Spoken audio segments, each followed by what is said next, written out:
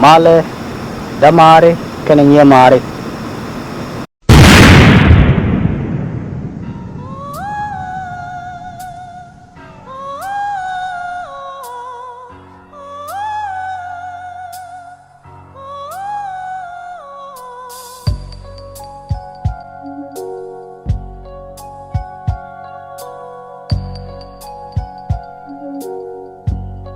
Hi, it's Kola. Today I'm going to answer questions. This is a mailbag episode where I answer questions that you want to know. And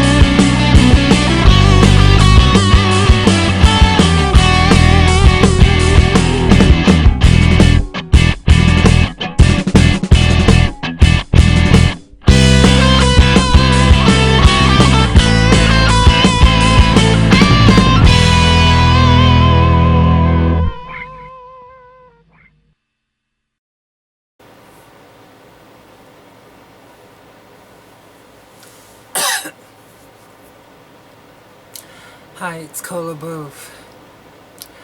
The hashtag has been going around saying that we should all be unified and stop blaming white women. Can we just talk and think intellectually for a minute?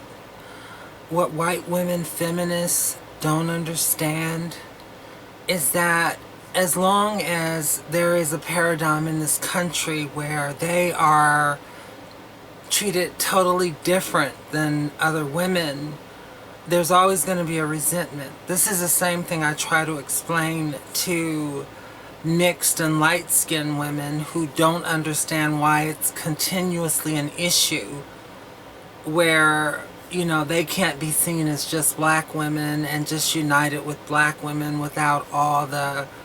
It's because people are not treated the same,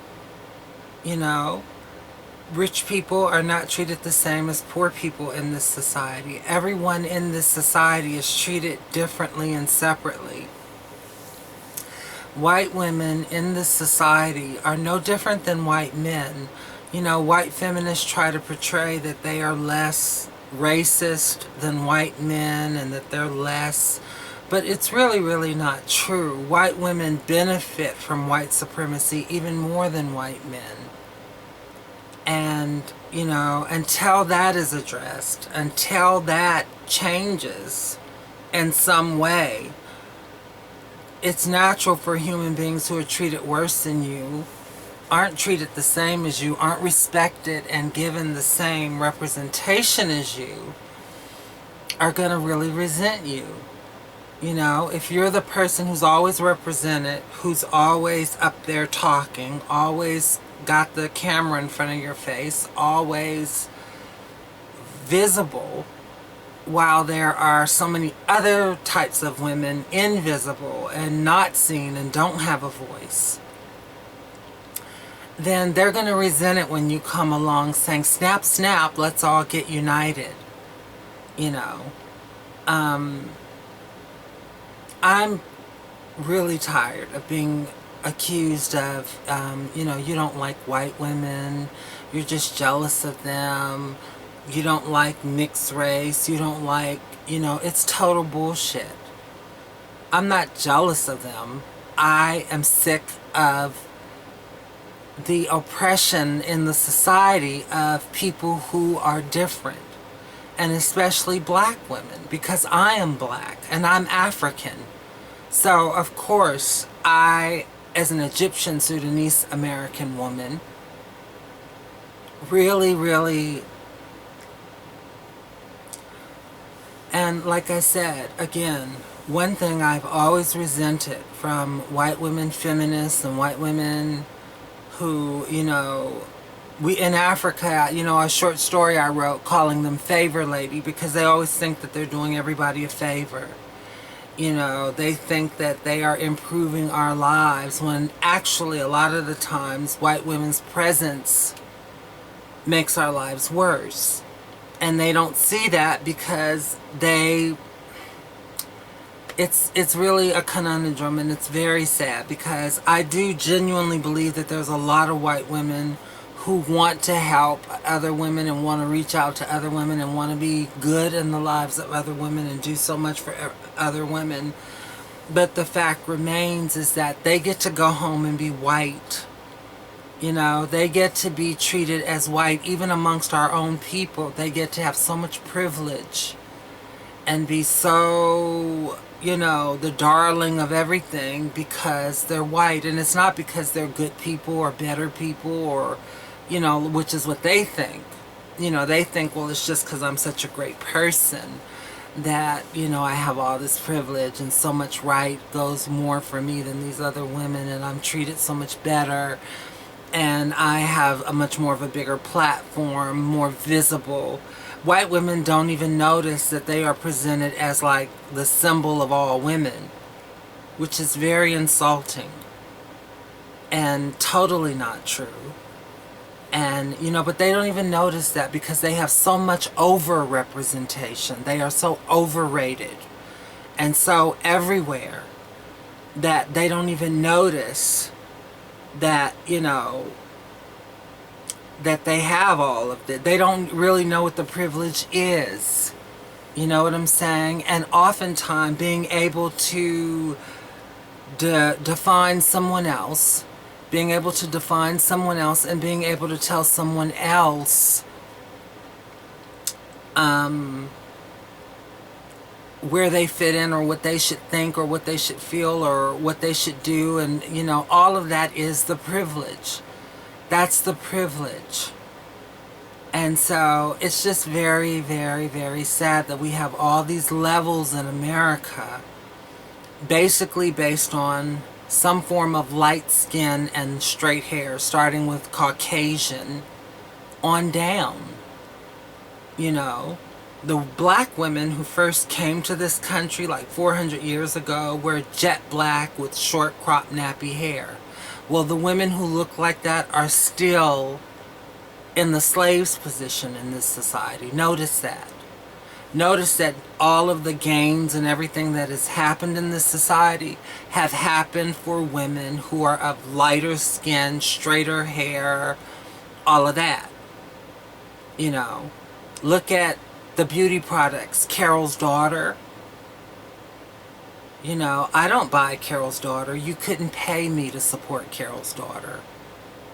You know, because I know the dynamic in this country, because I'm African, and because I notice the treatment and the differentials, and I notice who is on the bottom and invisible, and who is overly represented and overly presented, and is selfish. And white women and a lot of these lighter skinned women and all these different kind of women who fit more into what America considers to be more feminine, because blackness, pure blackness, dark brownness is not feminine to Americans, because it's a threat to white supremacy.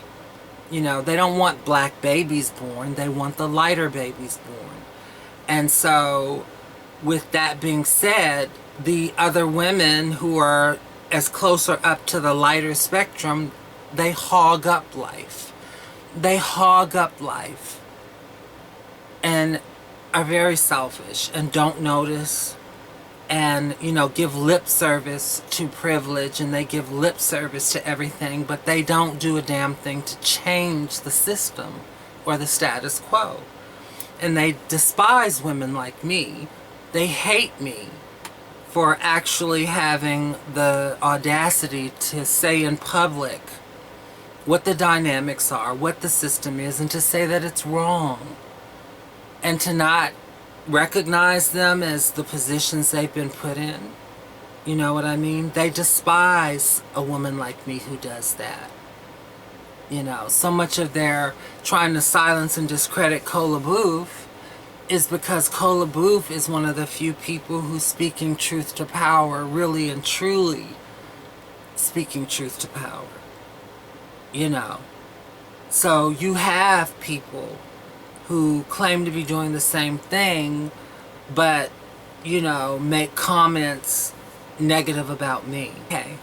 Jared asked me, do I believe that my former, we weren't really friends, but I knew Whitney Houston, and, you know, I knew her well enough for her to tell me to call her Nippy.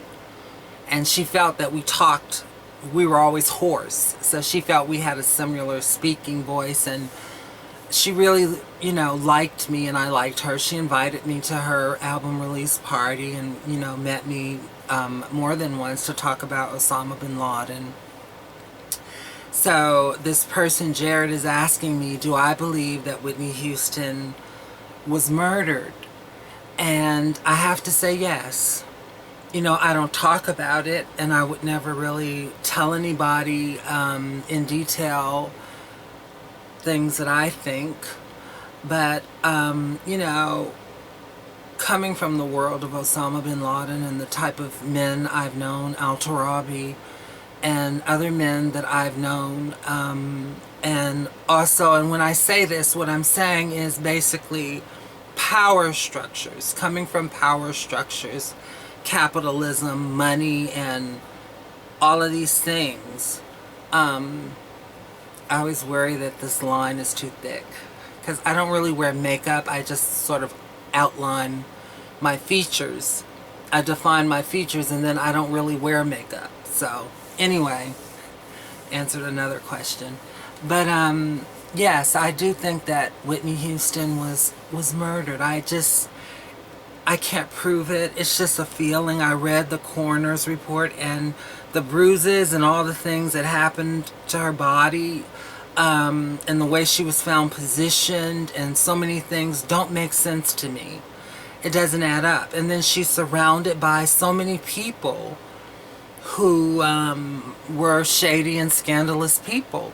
I was there the night at the club. You might remember that I tweeted about the woman backup singer who acted shitty towards Whitney, and, you know, she wanted attention from Ray J. Whitney was clearly the person that he was giving all his attention to, and she started something with Whitney. And everybody tried to cover it up, including Pat and all these people tried to cover it up the next day and everything. But that was a real incident where I felt something in the air. I felt not necessarily that girl of the situation, but just that Whitney knows too many dangerous people and has probably put herself in situations with people, and maybe there's a lot of people who would benefit if she died. Maybe there's record companies will benefit. There's all kinds of capitalists. We're in a capitalist society. Anyway, the more I talk about it, the more I sound, you know, conspiracy theory and, you know, all the things that I don't want to sound. So I'm just going to leave it at yes. I mean, I can't explain it to you. I can't prove it to you. I can't. But I personally have always strongly felt a feeling that Whitney Houston was murdered, you know. And let me just say one more time, because people just don't seem to believe me. I get so many letters about this every day. But my novel, Virgins in the Beehive, is not based on the life of Whitney Houston. Everybody who reads that book is just like, Kola, this is the story of Whitney. Even this, you know, the mother in here is Sissy Houston mixed with somebody else. And, you know, all that kind of stuff. It's really, really not true. There's so many coincidences, like the whole drowning. And remember, my book was published several years before Whitney died. So the drowning of the character in the book and all these things that happened to her in the bathtub, it's just a coincidence. I'm not psychic. No, I'm not psychic. I don't know how the character in my book did all that before it happened in real life. I don't have a clue how that happened, but, you know, unfortunately, those are coincidences that really, really do stand out. But I stand by what I'm telling you is the truth. I honestly had Judy Garland, Billie Holiday, Courtney Love, Kurt Cobain, so many people in mind, Elvis, when I wrote about the music business in Virgins in the Beehive and the character Genesette Jones. I was thinking of Donna Summer and Mary J. Blige as well, who had substance abuse problems and talked about it. Natalie Cole was, you know, somebody I was thinking about. And so, you know, it wasn't like, oh, I'm going to sit and write a book about Whitney Houston. But I do understand a lot of people think that. But I'm telling you, as much as it's similar to her real life, just remember that my book was written several years before she died. So please be fair. You know, my book, Virgins in the Beehive, was written several years before Whitney Houston died. My book is about a girl group. It's not about one singer, it's about a girl group. And the lead singer in the group is who everybody thinks is based on Whitney Houston. So that isn't, you know, necessarily true. But I really love her. I really loved Whitney in real life. I knew her. She seemed to feel that we were similar in certain ways. We definitely had the connection, unfortunately. You watched episode 1 of my video blog where I went in depth about me, Whitney, and Osama bin Laden and her reaction to all that. And that's how we got to know each other, was because she wanted to know about Osama bin Laden. And so, I knew Whitney and I loved her, and I would have no reason to try to write something that would defame or in any way hurt her image. And I don't feel that the book does that, but I'm just saying I really did not write the book about Whitney Houston. I wrote it about so many people that I have loved musically. Janis Joplin, I absolutely love Janis Joplin. I play her version of Little Girl Blue every week. At some point every week. And so people who know me will see in the book, like, oh, there's a lot here that reminds me of Janis Joplin's story.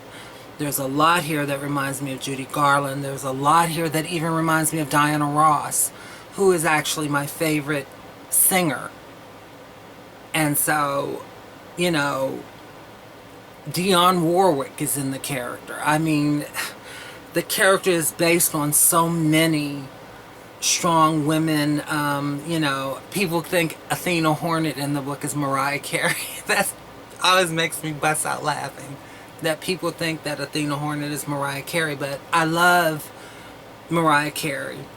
I love her. I don't love her as much as Whitney. She doesn't mean as much to me as Whitney, but I do love Mariah Carey. I think she's an incredible songwriter. I've always really, really admired the way Mariah controlled her stuff and put her message and her own imprint on everything. And you know, I love these women. These are the women that I grew up listening to when I was young. Janet Jackson, Jodie Watley, Diana Ross, Donna Summer, you know, Carly Simon, Carole King, and, you know, Joni Mitchell and Pat Benatar. And so I'm from all that. And so if you read the book closely, you'll see that. You know, it's not as modern as some of you kids think, who are like, oh, this is TLC in here and this is. It's really not. It's just that I think the stars have sort of repeated each other's careers, is pretty much what it is, from what I can tell.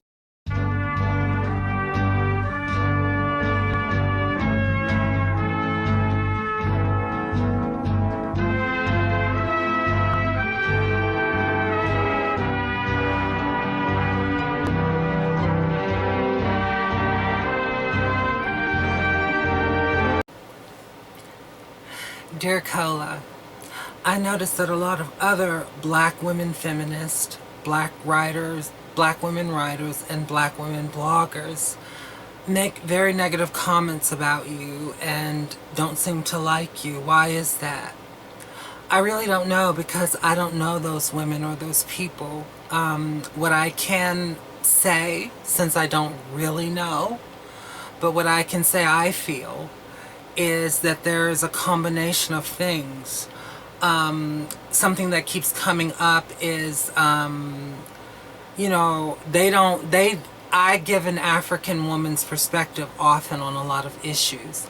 A big one with them is my inability to see mixed race and biracial people as just black, and to be very vocal about the fact that, in my opinion, blackness needs to be defined as close to an African way as possible, and that we should place more value on actual blackness, and that there should be representation for real black people, instead of talking about we love black all the time and only putting images of light skin and biracial people, you know, catering to that, the privilege of all that.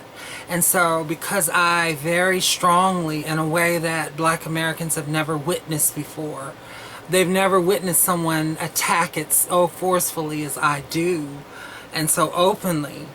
And so I believe that some of it comes from that. I also believe some of it comes from the idea that an African woman writer, I mean, I've had several people say that, you know, let Africans support African women writers. She's not one of us. Don't carry her books in your store. Just things you wouldn't believe, from very high up, big time black women feminists and writers, that you wouldn't believe. You know, I have been treated really rudely for no reason by people like Melissa Harris Perry. I don't even know her. So what transpired, I have no idea why that would be. Maybe because she's biracial and she feels that, you know, and a lot of people lie on me because they will assume that if I don't think someone biracial is black, that means I don't like them. You know, the entire continent, we don't have a one-drop rule anywhere in Africa. People who are biracial in Africa don't consider themselves black. They will kill you if you call them black. It's different from America. And so the assumption is, by many of these biracial and very light-skinned people, is that, oh, she doesn't like us, because, which is total camel shit. You know, Touré, someone who I've told him many times, he's not black to me, but I absolutely love him. I really like Touré. I have a crush on Touré. I've met him. I think he's so cute, smart. I know he's married, so I'm not really totally serious about, you know what I'm saying, the crush thing, but I'm just saying I find him to be very charming and funny, and we had instant chemistry. It was like we knew each other forever. And so, you know, there are so many biracial and mixed race people who I deeply love. And, you know, I don't think they're black. I mean, I don't see them as black people, but it doesn't matter, because they are people, they're human beings, and they are in my family, they're my blood relatives. I love them completely. I just come from the African way, where we don't see people who are half caste, as they're called. You know, like Barack Obama has often said how his Kenyan family doesn't see him as a black man. They see him as Luo tribe, half caste Kenyan. And that's how we are, you know. It's not a personal thing. It's not a put down. It's not a lack of love. In the United States, there's a complaint I'm making about the treatment of the dark-skinned people, the people who are more authentically black. I am making very loud complaints about how they are treated, especially authentically black women. The mothers of our race are not even allowed to exist. You know, they aren't represented in the media. Only in negative ways are they portrayed. They aren't shown. And so I am a fighter against that. So a lot of these black American women writers, activists, feminists have a problem with that. Some of them believe the lies and rumors and smear campaigns that have been spread about me. Some of them will try to take my identity from me. I think that's going to be part of, once I'm dead one day, the history of Kola Boof will be how Black American women reacted to this African woman writer. A lot of it is so vicious and unfair and wrong-headed and based on nothing, based on lies.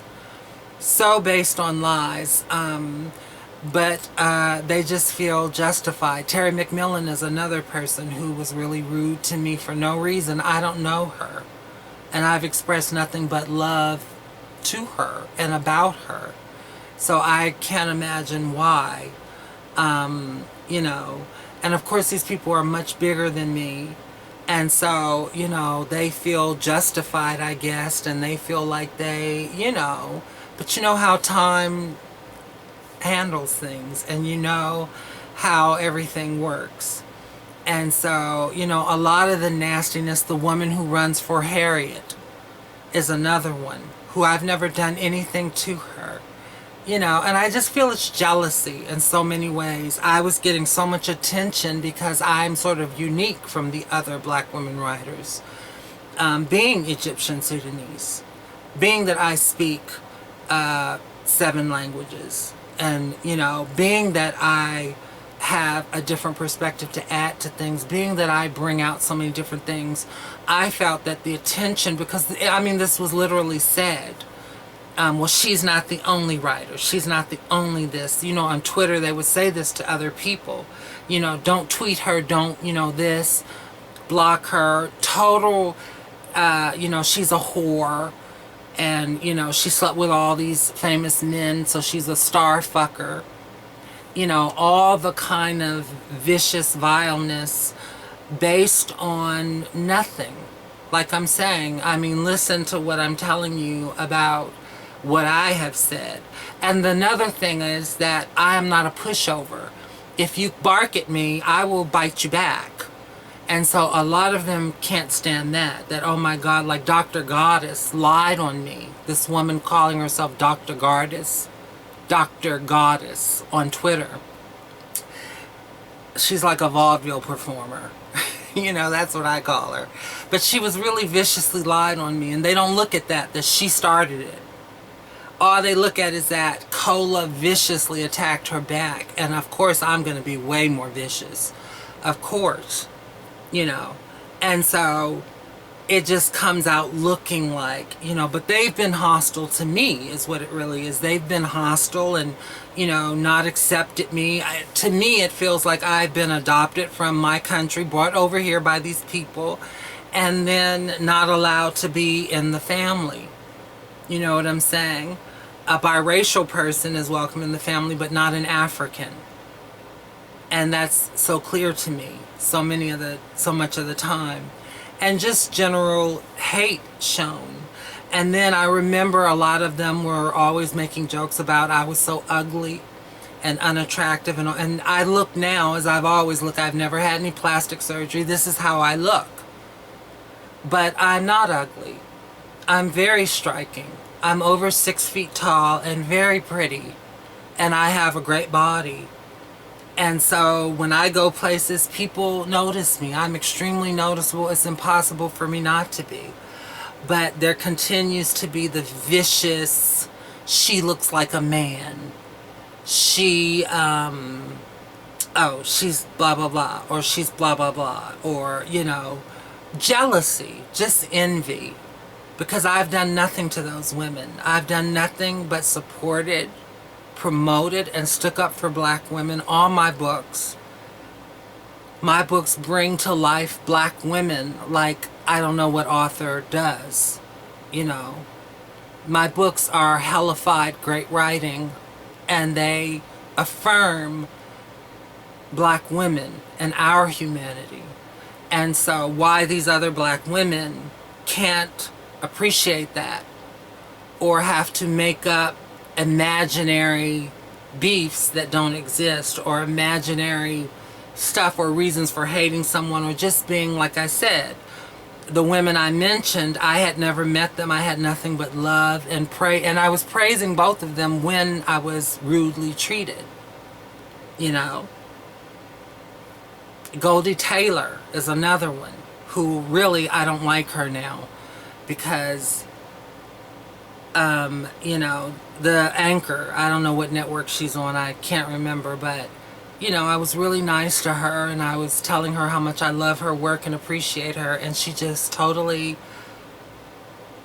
said, I don't give a fuck, and blocked me on Twitter. And so, you know, I just didn't know what I had done to her. I don't know her. Why would you do that? You know, and so this is, but I guess it's because she heard that I don't consider her to be black. And so automatically to her, that means I don't like her. You know, and see, this is where these are very intelligent, university educated women. I'm not. I never went to school. But these are women who've been educated, who aren't able to process an African person, being real with them and bringing them. If you're not going to come here and pretend to be an African American and with the same views and the same everything, in other words, then we don't like you because you think differently, you're from somewhere else, and you have your views from where you're from. And so they take that personally as a personal attack. And granted, I'm a very strong-willed woman. I don't back down for anybody. I don't apologize. I don't go out of my way to try to, you know, I'm nice to everybody and I'm open and loving to everybody. But I don't bend what I believe to fit their beliefs. What I believe is what I believe. With my ancestors, you know, I came to this country age 8 years old. So I had already been told and taught what I was to believe. And I hold on to the people where I'm from, what they taught me to believe and stand for. I try as best I can to do that. I'm not perfect. But that has been a lot of the problem. And so, you know, I love all of these black women bloggers and black women feminists and black American writers. These women are my heroes. I grew up on Julianne Malveaux and Angela Davis and Terry McMillan and Alice Walker and Gloria Naylor, and the list is endless. And I have nothing but deep, abiding love and respect for these women. I've always supported their careers and their work and championed their voices, and always will. You know, but I'm not liked. Kola is sort of the black sheep of the whole, and that's cool because I am fabulous and I am special and I am extremely talented and smart. And although they're making it take longer for me to be recognized, in the end they won't be able to stop me from being recognized by the masses of black American women who are slowly but surely finding out how much I love them. And that I have a special message for them. We all have a message to bring. Nikki Giovanni is not the only message. You know what I'm saying? Chimamanda gave a whole speech about, you know, the danger of a single message. And Ayan Hirsi Ali has faced the same sort of snobby shutout that I have. And so these women, these black women who think that there's only one message and that they can speak for Africa and write stories about Africa, but that we can't speak back, that we can't tell you what the real Africa is and speak in our own languages and bring to the table Africa for you. To have that, you know, it's not going to work. And so I have total faith in myself. My work is extremely good work, you know. My life has been an extremely horrible life, really, to be honest, a horrible life that I've done the best with it that I could do. And I think that I have a lot to say and a lot of knowledge and a lot of experience for sure. You know what I'm saying? And I don't think it matters if I've been a whore and slept with, you know, too many men, or, you know, I'm vulgar and have a sailor's mouth and, you know, never went to college, and I'm still a black African woman. That's a fact. And I have a hell of a lot of knowledge and talent. And, you know, they just can't stop it. I've stopped trying to be friends with them, and I've stopped retweeting everybody and stopped promoting everybody and stopped trying to show all this love to everybody. I've just stopped because I realized that the few that really do appreciate me and constantly are in my corner, one of the great, I mean, this woman is a great writer, but April Sinclair, who wrote Coffee Will Make You Blacker, and Teresa Stovall, who is truly my sister and has written some really beautiful work and fights for the same things that I fight for, you know. She champions the same, you know, she's into the same race issues and things that I am, and colorism is, you know, she fights it as hard as I do. And so there's women like her who really have befriended me. And Toni Morrison is one. Toni Morrison sent me an email telling me that she wished me the best and supported my right to exist. And I love her dearly for that, you know. And let me just tell you, I had asked her for a blurb for my book. She declined to blurb my book, but still told me nice things about myself. Still made me feel that, you know, every voice matters, and I'm glad you're there. And so that made me feel good, you know what I'm saying, and was enough for me. And you know, it's true, I'm just not liked. You know, they've had several magazine articles that have proclaimed me to be the most hated black woman writer in the world. And, you know, I am not the darling that Chimamanda is. Chimamanda is the media darling. I am not. My favorite sexual position. Why do people ask things like this? It used to be when I was younger, it was doggy style. But now, I'm older and I'm tired. And so my favorite sex position now is missionary. I really love that. And that's all my fantasies are in missionary and everything. I don't know why, just later in life, I just have become, you know, I'm 44 now. And so later in life, I have just become a missionary woman. My favorite movie of all time, I can't tell you my favorite of all time because I'm not sure, but I can tell you the top 5 favorite movies of all time for me. The Color Purple, Beloved, starring Oprah Winfrey, Yentl, E.T., E.T. Phone Home, E.T., and The Elephant Man. The Elephant Man. About the man who was disfigured and, you know, was an outcast from society and all that. So it's Color Purple, Beloved, Yentl, E.T., and The Elephant Man. Those are my 5 favorite movies of all time. I love those 5 movies the most. They mean the most to me.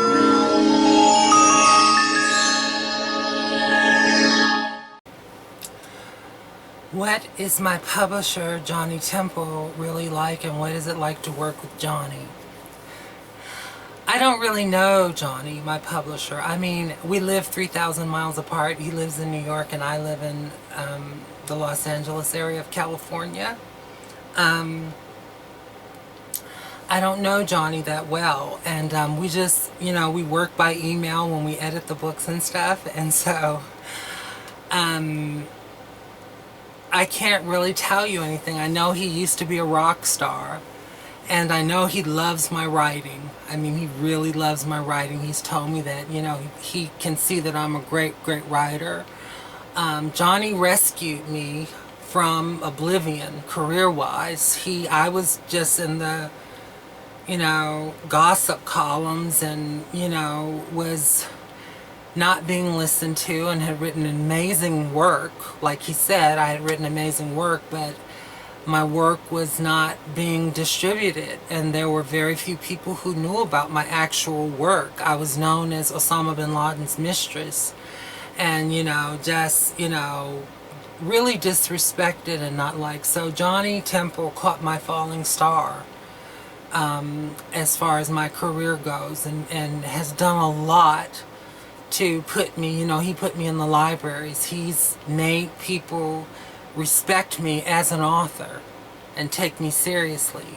Johnny did all that. And then just as important as Johnny is Ibrahim Ahmad. Ibrahim Ahmad is my editor.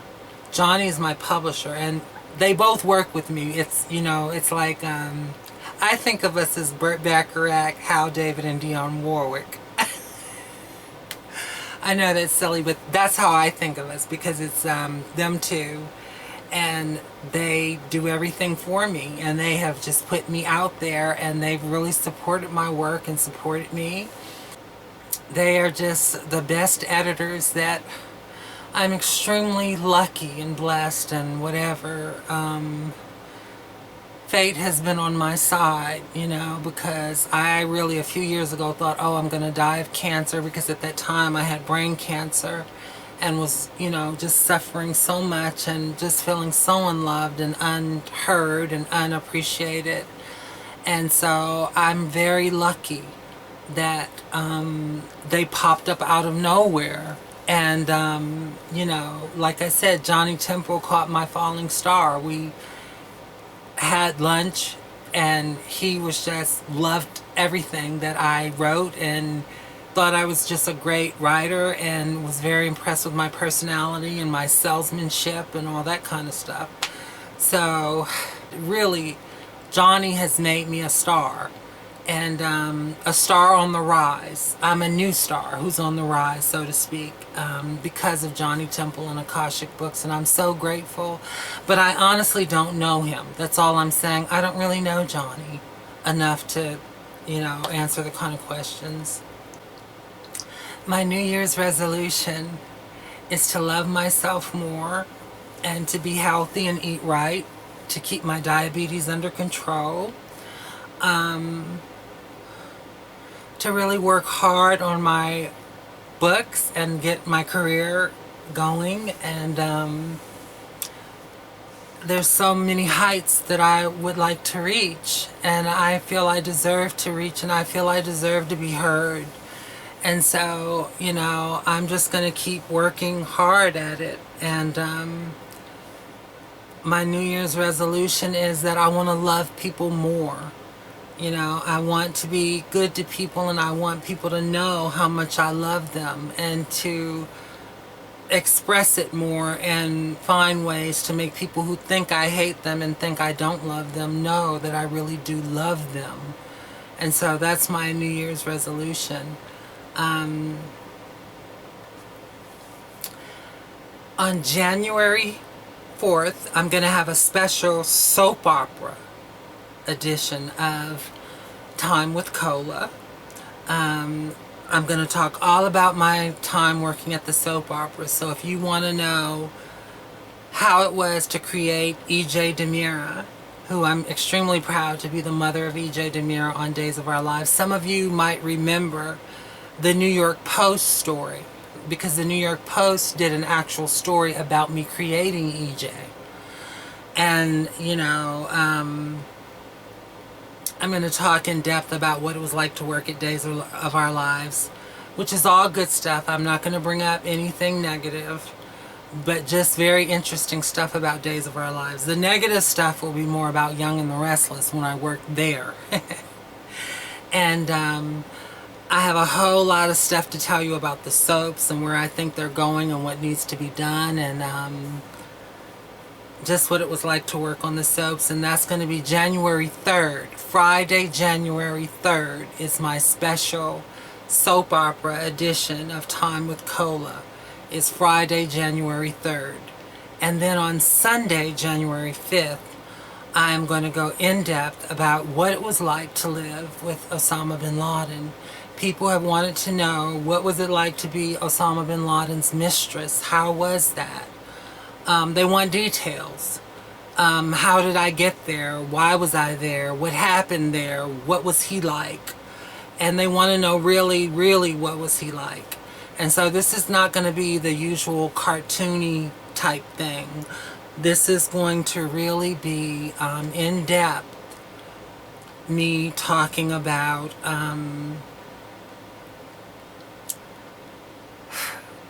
that experience in a very real way that will make you really understand more about me and understand, I think, more about him. When we come back, we're going to have our person of the day.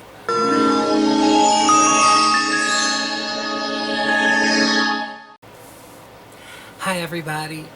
My person of the day is a wonderful writer named Charing Ball. Charing Ball is a beautiful black woman writer who is one of my favorites. She writes for Madame Noir and I've seen her work in some other publications like Atlanta Post and, you know, some other things. But Charing Ball, I love her name. Her name is just so unique and just so, I just love it. But she is an interesting person. She doesn't hold her tongue. You can't boss her around. You can't sway her. She's a black woman writer who writes a lot of things that I really agree with in her commentaries and essays, her blogging for madamenoir.com. So please check out the writings of Charing Ball. I really, really, really like her and highly recommend her for thinking women. Not just women, but thinking black people who love to think about issues, because she often comes from a position that you're not expecting.